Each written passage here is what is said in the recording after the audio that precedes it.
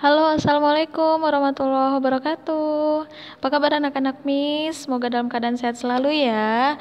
Tetap jaga kesehatan dan kebersihan agar bisa mengikuti pembelajaran daring kita seperti biasa. Oke, kembali lagi bersama Miss Gibi dalam pelajaran bahasa Indonesia. Nah, anak-anak Miss sudah pada siap ya untuk mengikuti pembelajaran hari ini. Dan sedikit mengulang, kemarin kita sudah masuk ke materi menjelaskan info penting yang ada di teks, terus kita menyajikan informasi penting teks eksplanasinya secara visual dalam bentuk gambar. Terus untuk pagi ini kita masuk ke materi bagian C halaman 46. Anak-anak yang punya buku bisa buka halaman 46 ya, yaitu bagian menulis teks eksplanasi. Nah, pada materi sebelumnya kamu sudah belajar bukan mengenai ciri teks eksplanasi. Nah, anak-anak bisa membuka halaman 30 untuk materi pembahasan tentang ciri teks eksplanasi ilmiah.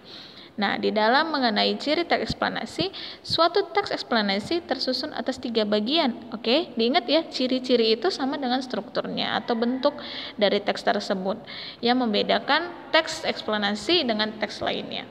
Nah, suatu teks eksplanasi tersusun atas 3 bagian. Yang pertama, adanya pernyataan umum. Yang kedua, deretan penjelas. Dan yang ketiga, kesimpulan. Nah, pernyataan umum itu apa, Miss? Nah, pernyataan umum itu bagian yang biasanya terdapat di awal teks, ya, di paragraf pertama berarti kalau di awal teks. Nah, fungsinya sebagai paragraf pembuka. Dan pernyataan umum ini biasa berisi informasi singkat mengenai topik yang dibahas di dalam teks secara keseluruhan, begitu. Beda ya. Kalau pernyataan umum dia informasi singkat penjabaran tentang si topik itu. Kalau si deretan penjelas, nah deretan penjelas ini merupakan bagian isi dari teks eksplanasi. Bagian ini berisi uraian atau penjelasan lebih rinci mengenai proses atau topik yang dibahas. Dan yang terakhir yaitu kesimpulan. Nah, kesimpulan itu merupakan bagian penutup, biasa ada di akhir paragraf. Nah, bagian kesimpulan itu berisi pendapat singkat penulis mengenai topik dan informasi yang dia jelaskan pada bagian pernyataan umum serta deretan penjelas. Oke. Nah, saat menulis teks eksplanasi, ketiga bagian tersebut harus disusun secara berurutan. Jadi harus urutan pertamanya itu pernyataan umum dulu, baru deretan penjelas, baru kesimpulan. Jangan kesimpulan dulu, baru pernyataan umum, baru deretan penjelas. Itu salah ya, Nak. Jadi harus berurutan. Urutannya yang pertama pernyataan umum, deretan penjelas, dan kesimpulan. Nah, saat menulis teks eksplanasi ada beberapa hal yang perlu kalian perhatikan. Yang pertama, topik yang dibahas di dalam teks. Nah, anak-anak bisa lihat ya poinnya di situ, topik yang dibahas di dalam teks. Topik suatu teks merupakan dasar dalam pembuatan teks. Begitu. Oleh sebab itu, saat menulis teks eksplanasi, anak-anak harus tentukan dulu topik yang ingin kamu bahas. Kamu cari terlebih dahulu topiknya. Kamu misalnya ingin membahas tentang fenomena alam. Nah, fenomena alam ini kan banyak ya, seperti proses terjadinya hujan, proses terjadinya pelangi, terus proses gunung meletus, terus badai, banjir, longsor, dan semacamnya. Intinya kalau misalnya kamu ingin mencari tentang fenomena alam, berarti teks eksplanasi itu berkaitan dengan teks eksplanasi ilmiah ya, berkaitan dengan ilmu pengetahuan alam.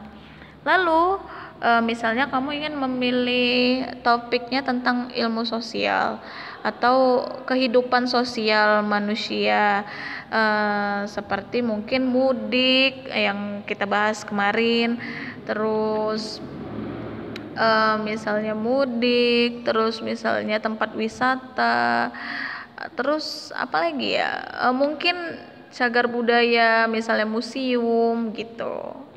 Nah, lalu setelah kamu menentukan topik, nah anak-anak harus membuat kesesuaian informasi dengan fakta.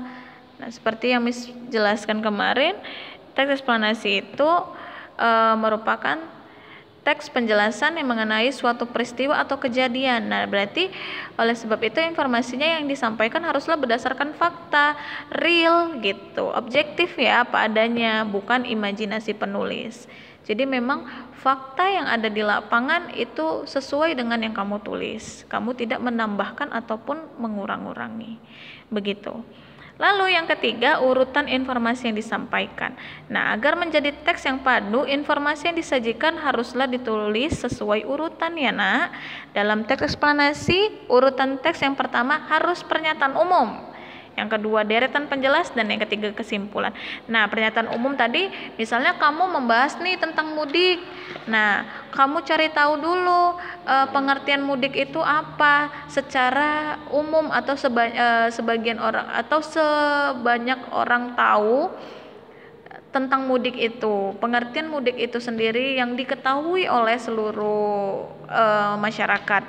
Nah, di pernyataan umum kamu tulis. Lalu deretan penjelasnya, ya di situ kamu masukkan isi-isi fakta-fakta yang ada di lapangan. Jadi kayak seperti peristiwa mudik di Indonesia itu kan waktu di hari-hari besar gitu, seperti hari Lebaran itu terjadinya, dan faktanya memang seperti itu. Arus mudik pastinya memuncak waktu saat hari-hari besar, Idul Fitri, Natal dan sebagainya. Pokoknya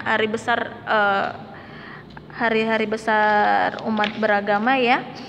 Terus mudik ini biasa dimanfaatkan untuk apa? Nah, di situ kamu jabarkan. Jadi memang untuk di deretan penjelas itu berisi tentang kejadian yang benar terjadi di lapangan, yang kamu ketahui, bukan kamu ada-adakan begitu. Nah, lalu di kesimpulan ini itu seperti yang Miss jelaskan tadi, itu bagian penutup dan biasa berisi pendapat singkat si penulis atau tambahan pendukung untuk si pernyataan umum dan deretan penjelas. Ya. Jadi yang poin terakhir, penggunaan bahasa dalam teks. Nah, bahasa merupakan hal penting dalam penulisan. Penggunaan bahasa yang baik dan benar tentunya dapat memudahkan kamu dalam memahami informasi yang disajikan dalam teks secara keseluruhan. Jadi, nah di sini kan materi kita menulis teks eksplanasi.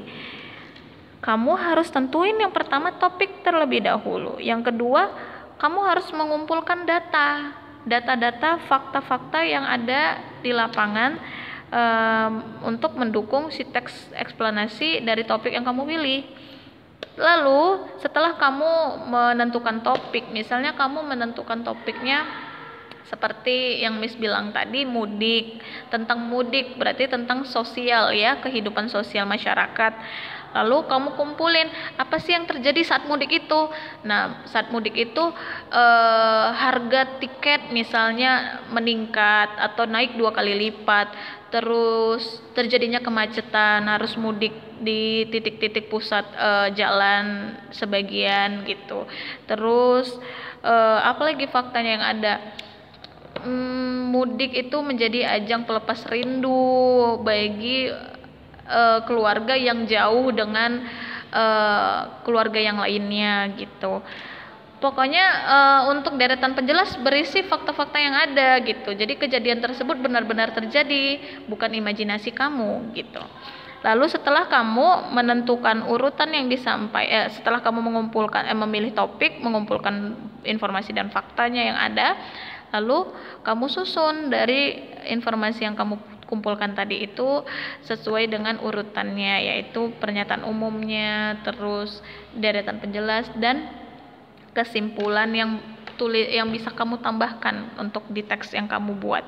Nah, penggunaan bahasa itu cukup penting ya. Jadi gunakan bahasa yang baku, yang bukan bahasa keseharian kamu saat berbicara dengan teman. Jadi memang bahasanya yang memang bahasa yang sesuai dengan ejaan yang disempurnakan gitu. Jadi bahasanya haruslah sopan dan memang tidak memiliki ambigu atau makna ganda di balik bahasa yang ingin kamu sampaikan itu. Ya.